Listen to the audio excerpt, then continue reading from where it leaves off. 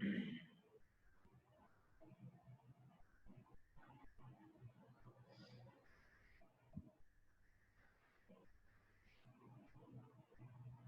Assalamu alaikum everyone.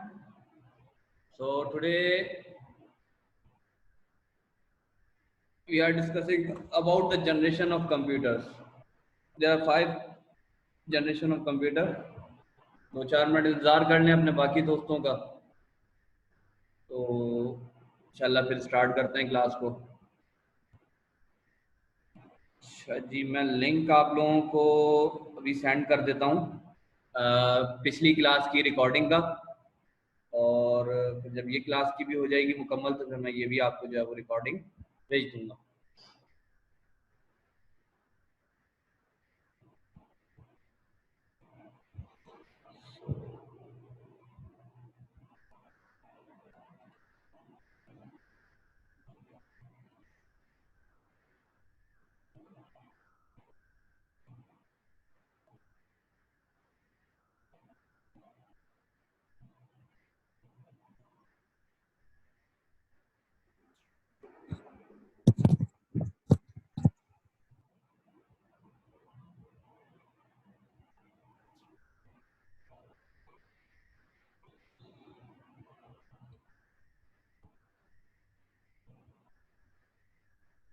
Class ठीक है जी, link मैंने जो है वो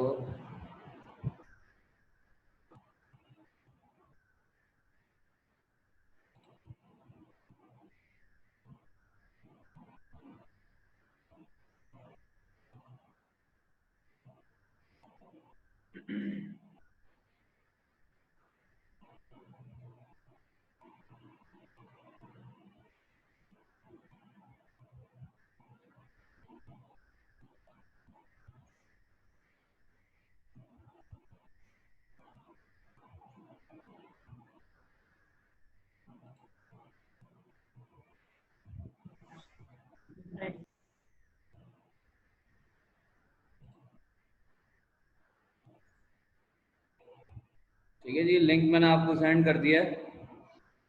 इसमें पिछली क्लास का जो है वो की रिकॉर्डिंग है वो आप बेशक डाउनलोड कर लीजिएगा। ठीक है, हम अपने लेक्चर की तरफ चलते हैं आज का। तो today's lecture is about the generation of computer. There are 5 generation of computer.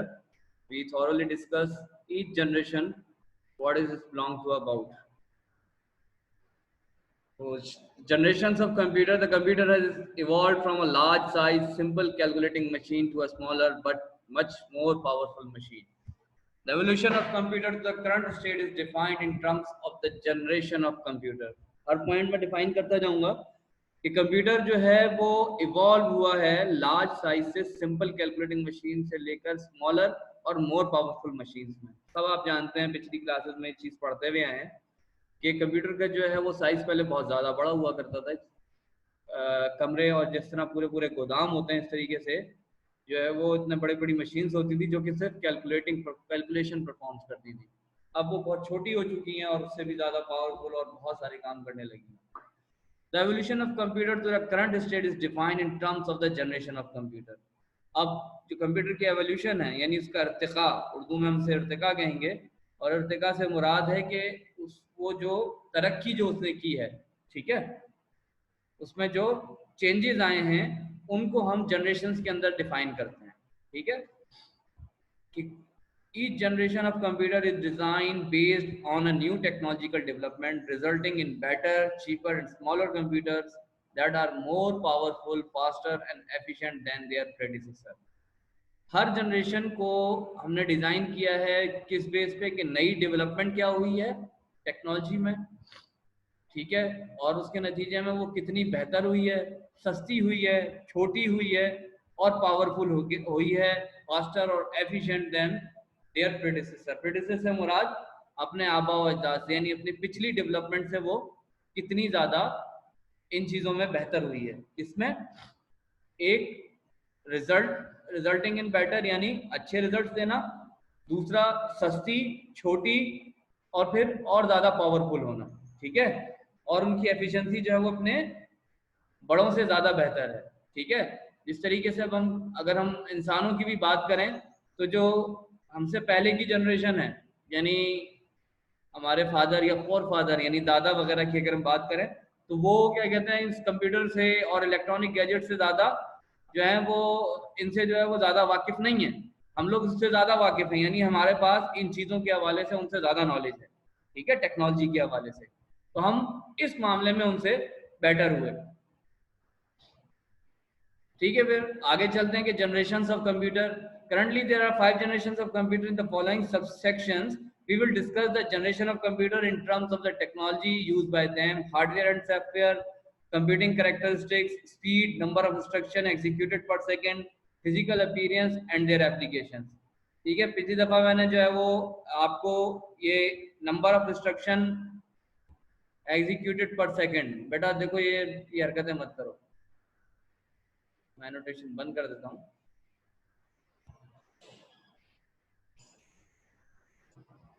जी ठीक है जी, तो हमने जनरेशन ऑफ कंप्यूटर के ऊपर जो है वो पहली जनरेशन की तरफ चलते हैं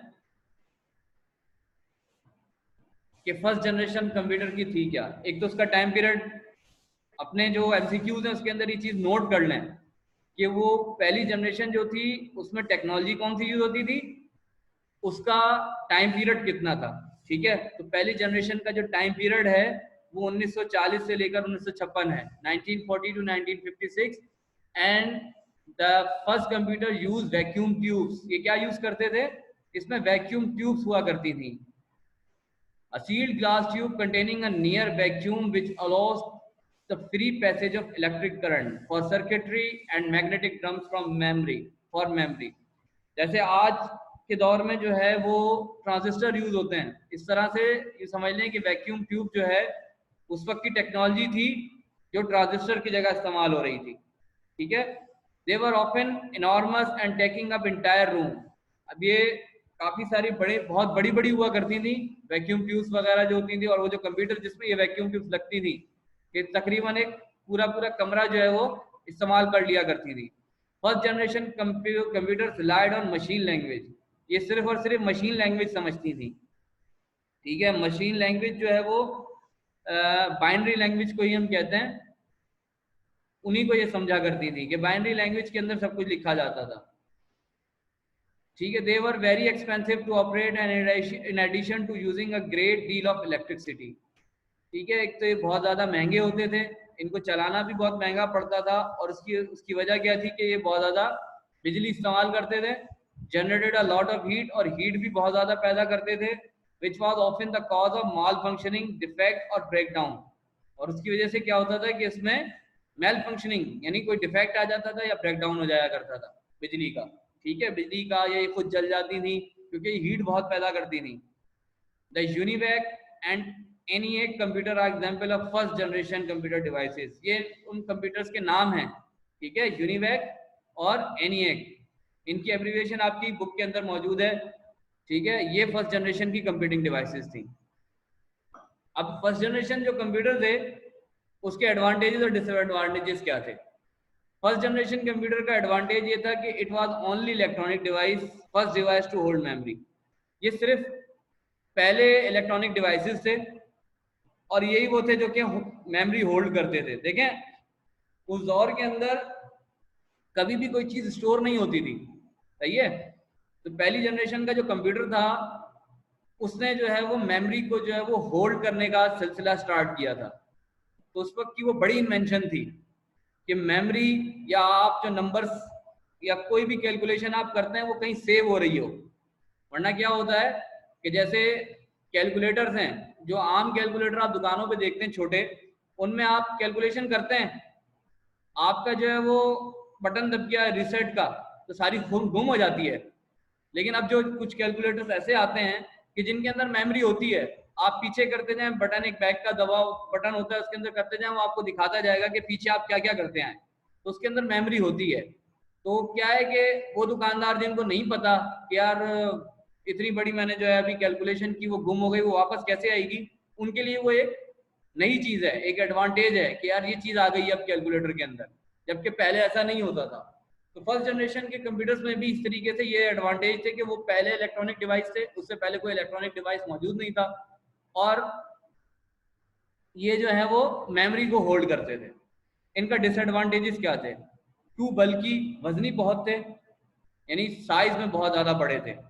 वैक्यूम ट्यूब्स बर्न फ्रीक्वेंटली, जो वैक्यूम ट्यूब्स थी वो बहुत जल्दी जल जाया करती थी, खराब हो जाती थी, उनको रिप्लेस करना पड़ता था।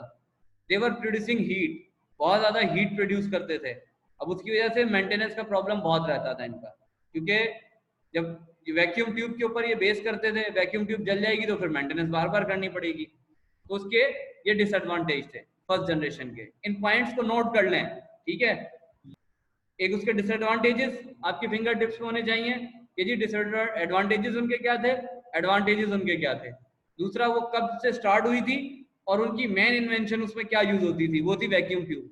क्योंकि जो वैक्यूम ट्यूब जो मैं आपको बता रहा हूँ ना, ये हर जनरेशन के अंदर ये इवॉल्व होती जाएगी। ये कंप्यूटर की टेक्नोलॉजी है वैक्यूम ट्यूब। तो पहली टेक्नोलॉजी जो कंप्यूटर के अंदर यूज होती थी वो वैक्यूम ट्यूब थी मेमोरी के तौर पे।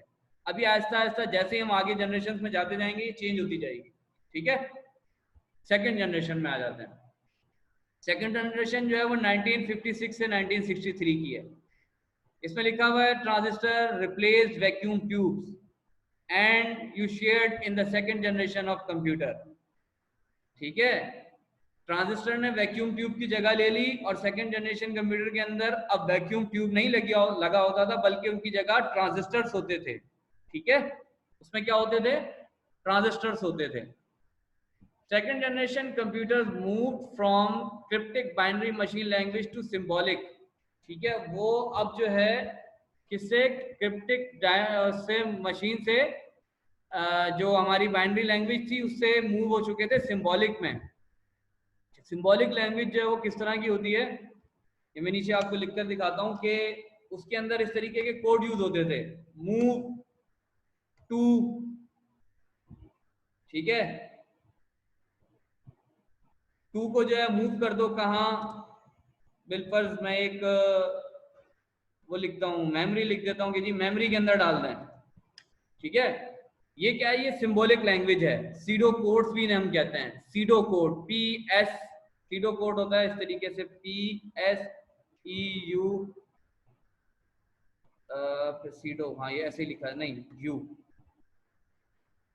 सीडो कोड, ठीक है। इस तरीके से इन्हें हम सीडो कोड भी कहते हैं और हमने सिंबॉलिक लैंग्वेज भी कहते हैं, सिंबॉलिक लैंग्वेज भी कहते हैं और सीडो कोड भी कहते हैं। अब ये किसी भी इस तरह के नंबर की जो है वो क्या है, सिंबॉलिक, सिंबॉलिक फॉर्म है ऊपर वाली।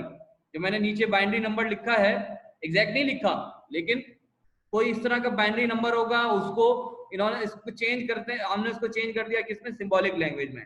अब हमने उसको और चेंज कर दिया है आहिस्ता आहिस्ता, जिससे डेवलपमेंट और मजीद होती गई है, तो उसके अंदर ये चीज और डेवलप हो गई है, और ये हमारी नेचुरल लैंग्वेज यानी इंग्लिश लैंग्वेज के अंदर या दीगर लैंग्वेजेस के अंदर भी ये चीज मौजूद है इस वक्त, ठीक है।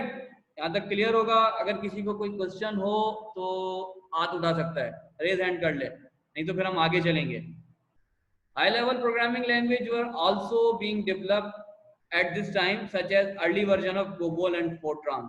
ये बिजनेस फाइनेंस के कामों को करने के लिए कुछ लैंग्वेजेस थी जो कि पहले इस वक्त कंप्यूटर में यूज होती थी। These were also the first computer that stored their instruction in their memory. ये भी वो पहले कंप्यूटर से जो इंस्ट्रक्शंस को अपने उसमें सेव करते थे। जी फरूख। सर ये वैक्यूम ट्यूब का बता दें, इसका क्या फायदा था? क्या बेटा? जो वैक्यूम ट्यूब आप बता रहे हैं लगाते थे पहले वाले कंप्यूटर्स में, तो इसका क्या फायदा था?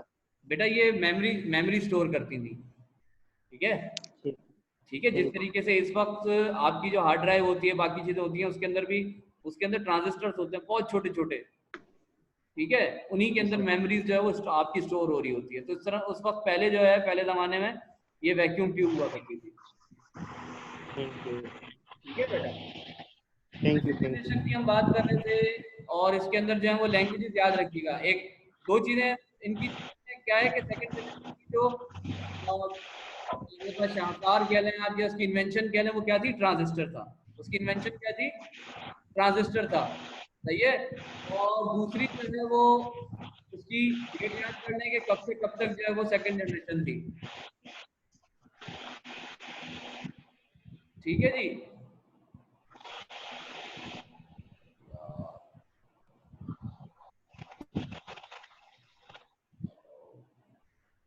एक मिनट यार,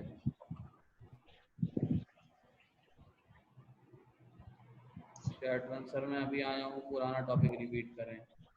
एक तो यार देखिए जल्द क्लास का जो टाइम है ना उससे उसमें आ जाया करें, अभी भी बहुत सारे लोग जो हैं वो मौजूद नहीं है।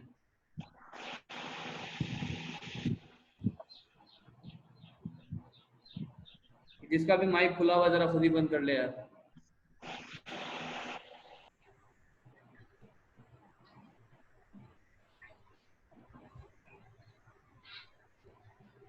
अच्छा जी, मैं दोबारा एक दफ़ा रिपीट कर रहा हूँ टॉपिक को थॉरोली। जनरेशन ऑफ कंप्यूटर के बारे में हम बात कर रहे थे। कंप्यूटर की 5 जनरेशन हैं, ठीक है। और हर जनरेशन जो है वो किसी न किसी एक टेक्नोलॉजी पे बेस करती है। तो पहली जनरेशन जो है वो वैक्यूम ट्यूब की थी। उसके अंदर जो है वो ये वैक्यूम ट्यूब यूज होती थी, और ये 1940 से लेकर 1956 की थी। और उसमें जो है 2 कंप्यूटर्स जो हैं वो उस वक्त फर्स्ट जनरेशन की एग्जाम्पल हैं, ये यूनिवैक और इनिएक। उनका एडवांटेज और डिसएडवांटेज हमने पढ़ा कि जी एडवांटेज उनका क्या था और डिसएडवांटेज उनका क्या था। इसमें अगर कोई भी चीज़ हो तो ये दोबारा मुझे आप चैट में लिख सकते हैं कि यार ये चीज़ मुझे सर समझ में नहीं आ रहा, या इस वर्ड का मतलब बता दें। ठीक है, लेकिन एंड ऑफ द क्लास भी पूछ लीजिएगा ताकि मैं इसको कर दूँ। सेकंड जनरेशन कंप्यूटर की जो के एडवांटेज है, एक तो ये कि साइज रिड्यूस कंसिडरेबली, साइज उसका बहुत कम हो गया, फास्ट हो गए बहुत, और बहुत ज़्यादा रिलायबल हो गए। दे ओवर हीटेड, डिसएडवांटेज ये था कि अभी भी वो बहुत जल्दी जो है ओवर हीट हो जाते थे, मेंटेनेंस प्रॉब्लम उनमें अब भी थी। ठीक है, डिसएडवांटेज सेकंड जनरेशन का भी वही था जो फर्स्ट जनरेशन में भी अभी मौजूद था।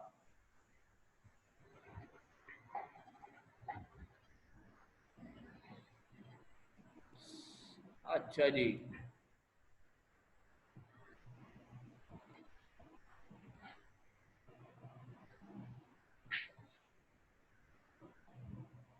उसके बाद हम चलते हैं जनाब थर्ड जनरेशन की तरफ। थर्ड जनरेशन जो है वो 1964 से 1971 की है। इसकी जो मेन डेवलपमेंट थी वो थी आईसी, इंटीग्रेटेड सर्किट। ठीक है, ये लिखा हुआ है पहली लाइन के अंदर, was the hallmark of the third generation of computer. Third generation of computer का हॉलमार्क क्या था कि उसमें आईसी जो है वो डेवलप हुई थी। ठीक है, transistor were miniaturised and placed on silicon chip called semiconductor. जो ट्रांजिस्टर थे वो छोटे कर दिए गए, मिनिचराइज्ड हो गए, यानी और पैक कर दिए गए, छोटे कर दिए गए, और उनको कहाँ प्लेस कर दिया? सिलिकॉन चिप्स के ऊपर, जिन्हें हम क्या कहते हैं? सेमीकंडक्टर भी कहते हैं। सेमीकंडक्टर जो है वो इलेक्ट्रॉनिक्स के अंदर जितनी भी चीजें बनती हैं वो सेमीकंडक्टर की होती हैं। ठीक है, ये सिलिकॉन और जर्मेनियम दो जो वो होते हैं आपके एलिमेंट्स हैं, इनसे बनते हैं। ठीक है, कैसे बनते हैं, क्या होता है, ये आप मैट्रिक क्लास में जाके इसको जरा थोड़ा सा इसके बारे में पढ़ेंगे कि जी किस तरह से सेमीकंडक्टर होते क्या हैं। ठीक है, अभी आप बस इतनी चीज को याद रखें कि ये जो इलेक्ट्रॉनिक डिवाइसेस होते हैं ना, इस सेमीकंडक्टर्स के बने हुए।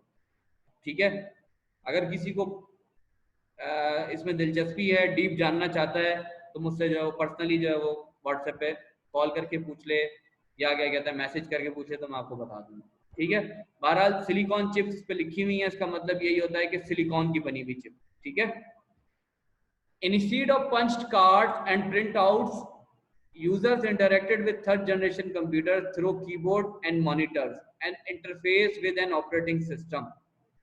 थर्ड जनरेशन के अंदर क्या था कि जिस तरीके से इस वक्त आप कीबोर्ड, मॉनिटर और ऑपरेटिंग सिस्टम से मुराद विंडो, ठीक है, ये चीजें, विंडो तो उस वक्त नहीं थी, दूसरे ऑपरेटिंग सिस्टम थे, जैसे सीएमडी था, कमांड लाइन होता है, कमांड लाइन की तरह के ऑपरेटिंग सिस्टम मौजूद थे। अब लोगों ने उससे जो है वो क्या करना शुरू कर लिया था? इंटरेक्ट करना शुरू कर दिया था कंप्यूटर से। लेकिन उससे पहले क्या यूज होता था? पंच कार्ड और प्रिंट आउट्स वगैरह इस तरह की चीजें होती थी। जी, डिसएडवांटेज क्या है, सिलिकॉन क्या है? बेटा सिलिकॉन एक एलिमेंट है, ठीक है, एक एक एलिमेंट है, और एक तरीके से कह लें व्हाइट कलर का पाउडर होता है सिलिकॉन, उससे जो है वो चिप्स बनती हैं आपकी। जिस तरह आपकी आईसी बनी हुई होती है ना आपके मोबाइल में, और ये चीजें जो बोर्ड बने हुए होते हैं वो सिलिकॉन के बने हुए होते हैं। ठीक है, अच्छा जी, आगे चलते हैं। इंस्टीड ऑफ, मैं बता चुका कि जो पहले पंच कार्ड और प्रिंट आउट्स यानी बड़े बड़े बटन्स लगे हुए होते थे, एक तरीके से आप ये कह लें, उनकी जगह जो है हमने कीबोर्ड मॉनिटर जो है वो यूज करना शुरू कर दिया। ठीक है, allowed the device to run many different application at one time. पहले क्या होता था कि कंप्यूटर को अगर हमने एक काम कहा हुआ तो वो एक ही काम करता था। अब क्या हुआ कि डिफरेंट एप्लीकेशन जो है, एक से ज्यादा एप्लीकेशन एक साथ जो है वो हम चला सकते थे। सही है, थर्ड जनरेशन में 1964 से लेकर 1971 उसके अंदर हम ये सारी चीजें कर लिया करते थे।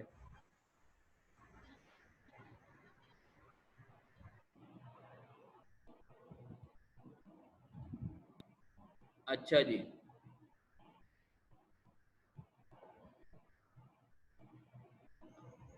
आगे चलते हैं। थर्ड जनरेशन के कंप्यूटर के एडवांटेजेस और डिसएडवांटेजेस क्या थे।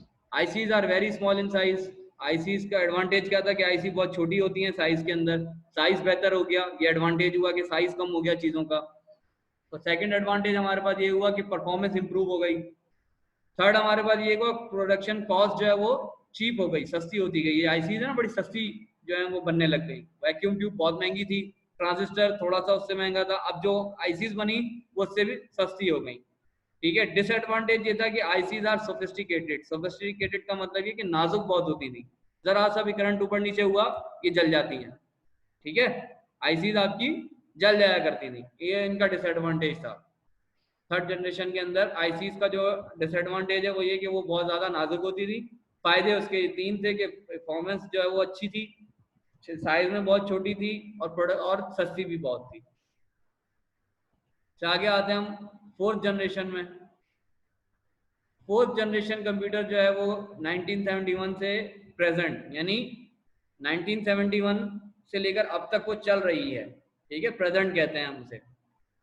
The microprocessor brought the fourth generation of computer. अब क्या हुआ कि फोर्थ जनरेशन में माइक्रो प्रोसेसर डेवलप हो गए। ठीक है, वही जो आपकी आईसीज थी, अब वो बहुत सारी आईसीज जो हैं वो किस पर आ गई, एक और सिलिकॉन चिप पर आ गई जिसको माइक्रो प्रोसेसर कहते हैं। ठीक है, साफ इस पे लिखा हुआ है कि the microprocessor brought the fourth generation of computer as thousand of ICs integrated circuit were built on to a single silicon chip. ठीक है, पहले में वैक्यूम ट्यूब थी, सेकंड में ट्रांजिस्टर था, थर्ड के अंदर ट्रांजिस्टर जो है वो छोटे हो गए, आईसीज के ऊपर आ गए। ठीक है, अब वो ट्रांजिस्टर की जो आईसीज थी उनको भी छोटा कर दिया किया, और वो माइक्रो प्रोसेसर के ऊपर आ गई। ये क्या है, एवोल्यूशन होती जा रही है। ठीक है, चीज को छोटे से छोटा किया जा रहा है। तो पहली जो चिप थी जो कि 1971 में डेवलप हुई थी वो इंटेल 404 थी। ठीक है, ये माइक्रो प्रोसेसर है। जिस तरह अभी आपके पास आता है ना microprocessor, core i 5, Intel core i 5 V pro, और इस तरीके के बहुत से, और जियोन, और बहुत सारे नाम हैं जो कि इस वक्त मौजूद हैं। तो उस वक्त जो पहली चिप आई थी माइक्रो प्रोसेसर की वो थी 4004। From the central processing unit and memory to input output controls on a single chip। अब ये सारी चीजें जो है वो सेंट्रल प्रोसेसिंग यूनिट सीपीयू और मेमोरी जो आईओ कंट्रोल करती थी, इनपुट आउटपुट कंट्रोल करती थी, वो सारी किस पर आ गई, सिंगल चिप पर आ गई। Fourth generation computer also saw the development of GUIs, the mouse and hand held devices, graphical user interface. GUIs का मतलब है ग्राफिकल यूजर इंटरफेस, जो कि इस वक्त हम देख रहे हैं ग्राफिकल यूजर। पहले जो है वो थर्ड जनरेशन के अंदर ग्राफिकल यूजर इंटरफेस नहीं होते थे, वो फोर्थ जनरेशन के अंदर आए हैं। माउस आ गया, और इस तरीके के हैंड हेल्ड डिवाइसेस और बहुत सारे आ गए। ठीक है, फोर्थ जनरेशन कंप्यूटर्स ये आपके सामने नजर आ रहे हैं, माइक्रो प्रोसेसर, और जो हम मौजूदा उसके अंदर इस्तेमाल भी करते हैं। लास्ट हमारे पास जो जनरेशन है वो है fifth generation computer, present and beyond. यानी फोर्थ जनरेशन के साथ साथ ये फिफ्थ जनरेशन भी चल रही है, और ये आगे भी चलती रहेगी। ठीक है, बियॉन्ड का मतलब आने वाली। सही है, fifth generation computing device based on artificial intelligence. Artificial intelligence जो है वो कंप्यूटर टेक्नोलॉजी है जिससे इस वक्त बहुत सारे काम किए जा रहे हैं, बॉट्स बनाए जा रहे हैं, रोबोट्स जिसे हम कहते हैं। ठीक है, आपके घरों के अंदर जो है वो स्मार्ट होम्स बन रहे हैं। ठीक है, जो कि क्लाउड कंप्यूटिंग की टेक्नोलॉजी यूज करते हैं और उन डिवाइसेस के अंदर वाईफाई और इंटरनेट की सहूलत मौजूद होती है। इस तरीके से वो चीज़ें स्मार्ट बनती हैं और ये सब की सब जो है वो आर्टिफिशियल इंटेलिजेंस का हिस्सा हैं। ठीक है, are still in development through there are some applications such as voice recognition। ठीक है, ये क्या है कि ये अभी भी डेवलपमेंट में है। Through there are some application, कुछ एप्लीकेशन हैं जैसे मैंने आपको स्मार्ट होम बताए, इसी तरीके से वॉइस रिकग्निशन, जैसे गूगल का आपके मोबाइल के अंदर वॉइस रिकग्निशन का जो है वो सॉफ्टवेयर होता है कि आप जो बोलते हैं वो लिख देता है आपके सामने, वो क्या है, वॉइस को रिकग्नाइज कर रहा है। वो क्या है, ये सब क्या है, 5th जनरेशन की इजाद है ये सारी चीजें। The use of parallel processing and superconductors is helping to make artificial intelligence a reality। ठीक है, इसमें पैरेलल प्रोसेसिंग होती है। पैरेलल प्रोसेसिंग से मुराद है कि एक साथ बहुत सारे प्रोसेस, यानी जो आप इंस्ट्रक्शंस देते हैं कंप्यूटर को, वो चल रही होती हैं। मुजम्मिल खान, जी मुजम्मिल, पूछें क्या पूछना है।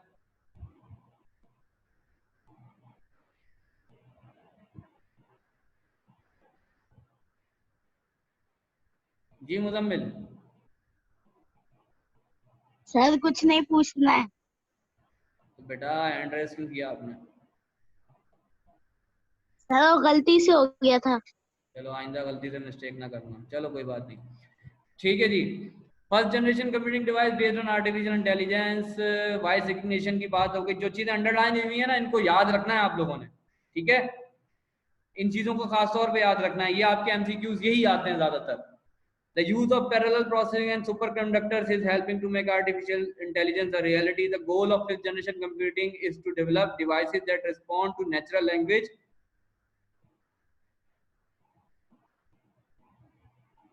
बेटा फिफ्थ जनरेशन के कंप्यूटर की प्राइस कितनी होगी? आपके मोबाइल की प्राइस जितनी है। आपका मोबाइल जो है वो फिफ्थ जनरेशन का कंप्यूटर है। Devices that respond to natural language input and are capable of learning and solve organization। तो गोल क्या है फिफ्थ जनरेशन कंप्यूटिंग का, कि हम नेचुरल लैंग्वेज को जो है वो डिवाइसेस, कंप्यूटर और ये जो है वो रिस्पॉन्ड करने लगे हैं। यानी अगर आप कोई उर्दू के अंदर कोई बात करें तो वो आपको उर्दू में जवाब दें उस चीज का। ठीक है, ये आस्ता आस्ता चीजें हो रही हैं रोबोट्स की शक्ल में और स्मार्ट डिवाइसेस के थ्रू। ठीक है, जैसे सीड़ा, सीड़ा जो है वो उसका सॉफ्टवेयर है आईफोन का, देखा है ना आपने, वो आपको इसी तरीके से रिस्पॉन्ड करता है। आईफोन जिसने यूज किया या उसने देखा होगा उसके अंदर कि वो आपको इसी तरीके से रिस्पॉन्ड कर रहा होता है। फिफ्थ जनरेशन कंप्यूटर भी उसी तरीके से देख लें, यही एडवांस केसिंग उतनी है, सब कुछ है। ऐसा नहीं है कि जो पुराने कंप्यूटर थे या जो साइज था कंप्यूटर्स का वो अब खत्म हो गया है। यही डिवाइसेस लगे हुए होते हैं और ये छोटे छोटे डिवाइसेस बन के बहुत बड़े बड़े स्टेशन बना लेते हैं। आप लोगों ने अगर देखना है तो अभी भी फिफ्थ जनरेशन यानी गूगल का सर्वर जो है वो सर्वर साइट्स देख लें, नेट पे सर्च कीजिएगा गूगल की सर्वर साइट्स के, जहां जहां गूगल के सर्वर्स लगे हुए हैं। ठीक है, उनका जहां पर ये कह लें कि डेटा सेंटर है, गूगल डेटा सेंटर लिखकर जो है सर्च करेंगे तो आपको जरा वो आपको एक वीडियो नजर आएगी यूट्यूब वगैरह पे कि कितने बड़े बड़े सेंटर्स हैं जो कि अब भी उन पे भी क्या कहते हैं कंप्यूटर इस्तेमाल हो रहे होते हैं।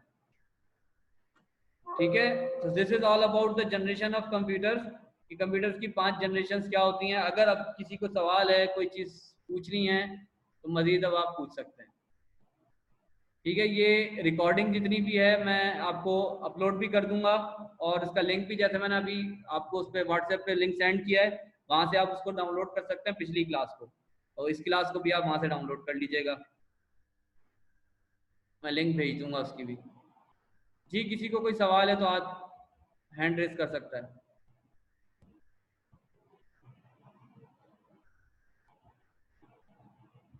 कोई क्वेश्चन नहीं है किसी का? असफंद यार, जी असफंद यार,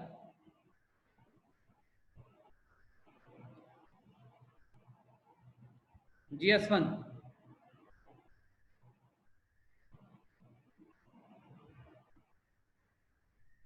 हेलो।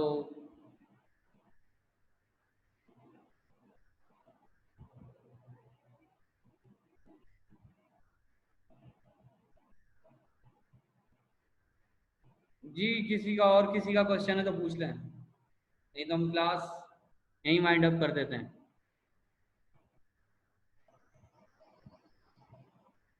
नोट्स का मैं आपके अगले वीक में बता दूंगा किसी क्लास में, या अगले सैटरडे तक इंशाल्लाह आपके नोट्स जो है मैं वो टाइप कर लूँगा, और फिर जो है वो आप स्कूल से आके ले जा सकते हैं।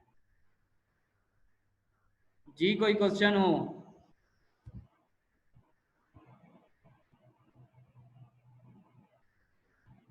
ओके ठीक है एवरीबॉडी, हर एक अपना ख्याल रखे, और इन चीज़ों को, ये पावर पॉइंट की फाइल भी और पूरी क्लास में आपको सेंड कर दूंगा। इनको दोबारा जो है वो एक दफ़ा देख लीजिएगा, ताकि फिर अगली क्लास के अंदर जो मैं स्टार्ट करूंगा क्लास, तो उसमें फिर मैं क्रॉस क्वेश्चनिंग करूंगा, तो वो आपने इसका जवाब इसको आंसर करना होगा। जी फरूख। सर मैं पूछ रहा था कि हमारे पुराने कंप्यूटर के सर निकल गए, क्या पुराने कंप्यूटर? जो सर थे हमारे वो छोड़ के चले गए स्कूल। कौन से सर थे यार? सर बासित। बासित साहब शायद मेरे ख्याल से छोड़ गए, और वैसे भी बासित साहब से पहले मैं ही था, नाइन्थ वो तो मौजूद थे जब मैं भी यहाँ था, 9th क्लास को तो मैं ही पढ़ा रहा था।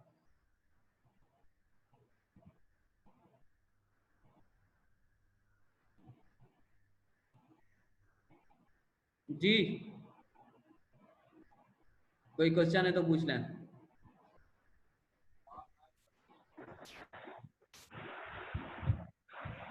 सर इंटरफेस क्या है? बेटा सिलिकॉन, असफंद आप पूछ रहे हैं, सिलिकॉन मैंने आपको बताया कि एलिमेंट है। आपने अब 9th क्लास में आ गए ना, आप केमिस्ट्री की बुक खोलिएगा, उसके अंदर चैप्टर नंबर 3 में पीरियोडिक टेबल, या पहली बुक में बना हुआ होगा पीरियोडिक टेबल, उसके अंदर जो है आप जरा ढूंढिएगा सिलिकॉन कहाँ है।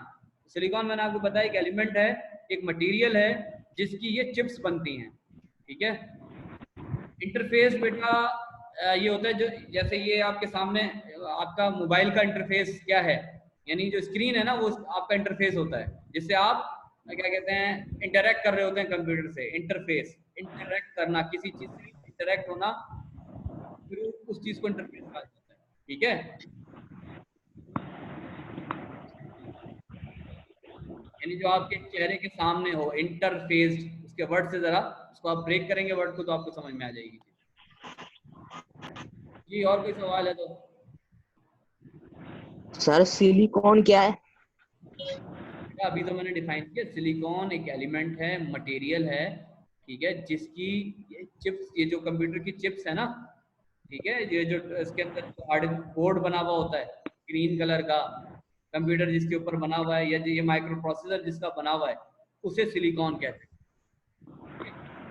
सिलिकॉन जो है वो एक मटेरियल है, जैसे सीमेंट होता है ना, सीमेंट इस तरह की जो है ना वो क्या कहते हैं मटेरियल, सिलिकॉन जिसका ये बनता है।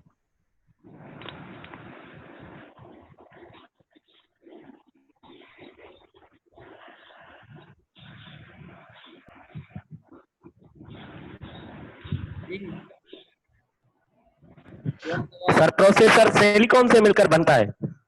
सिलिकॉन से मिलकर नहीं, सिलिकॉन से मिलकर नहीं बनता, सिलिकॉन ही का बनता है। सिलिकॉन जो है ना वो एक मटेरियल है, उसका बना हुआ होता है, वो बेस उसकी सिलिकॉन होता है।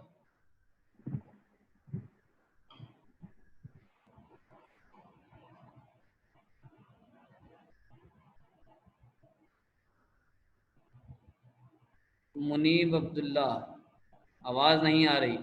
मुनीब अब आवाज आ रही है आपको?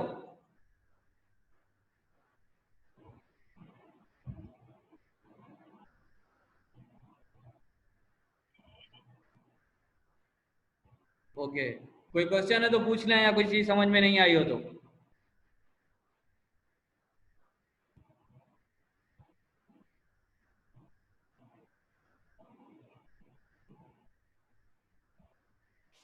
ठीक है कोई क्वेश्चन नहीं है, ओके हम क्लास यहीं वाइंड अप करते हैं। और कोबोल बेटा, कोबोल जो है वो असवंत, कोबोल जो है ना वो एक लैंग्वेज है, ठीक है। इस कोबोल को जरा आपने गूगल पे जाके लिखो कि इसकी एब्रीविएशन क्या है, ठीक है, तो तुम्हें जरा क्लियर समझ में आ जाएगा कि कोबोल है क्या चीज, ठीक है। कंप्यूटर ओरिएंटेड बिजनेस लैंग्वेज कुछ इसी तरीके की इसकी जो है ना वो एब्रीविएशन है।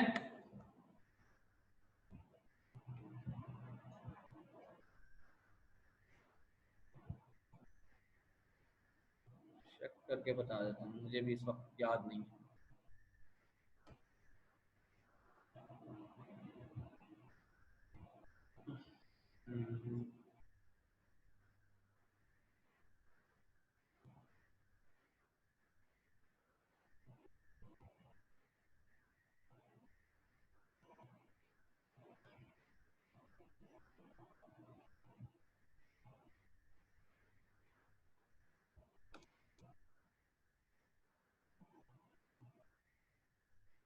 Common business oriented language, COBOL है कॉमन बिजनेस ओरिएंटेड लैंग्वेज।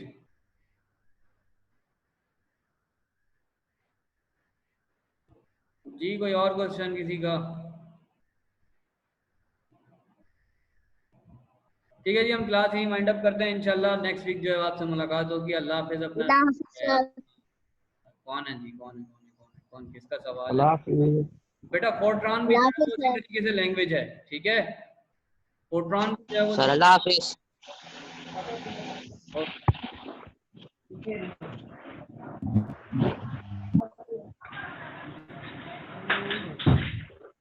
अल्लाह हाफिज़।